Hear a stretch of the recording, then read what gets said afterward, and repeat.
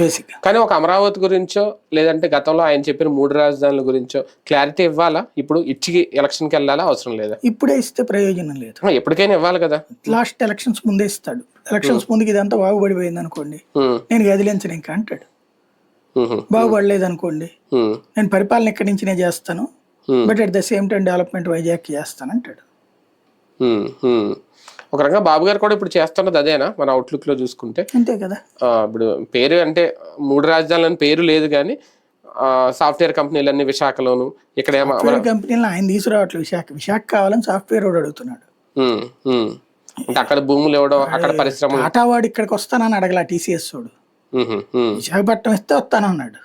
జగన్ ఉన్నప్పుడే అడిగాడు, జగన్ అప్పుడు ఇస్తానన్నాడు, ఓకే కూడా అయ్యింది. ఈ లోపు గవర్నమెంట్ పోయింది, వీళ్ళు ఇచ్చారు అంతే, కంటిన్యూ చేశారు. జగన్ టైంలో కుదిరిన ఒప్పందాలు అయ్యాయి, వీళ్ళు కంటిన్యూ చేసుకొచ్చారు. అంటే వాళ్ళు ఎలాగ 2 టైర్ సిటీస్ నే కోరుకుంటారు కాబట్టి అదే. కానీ రాయలసీమ విషయంలో 2 పార్టీల స్టాండ్ ఏంటి అంటే రేపు పొద్దున్న ఏం చెప్తారు? ఏముంటది, అవన్నీ ఎలక్షన్స్ ముందే, ఈ లోపు స్టాండ్లు ఏముండవు, అందరూ సిట్టే. బేసిక్ గా ఇప్పుడు జరిగిన డెవలప్మెంట్ అమరావతిలో భారీగా జరిగిపోయింది అనుకోండి, అప్పుడు ఒక రకమైన అసంతృప్తి ఉంటది. అమరావతి తక్కువ జరిగింది అనుకోండి, అప్పుడు ఇంకో రకమైన అసంతృప్తి ఉంటది.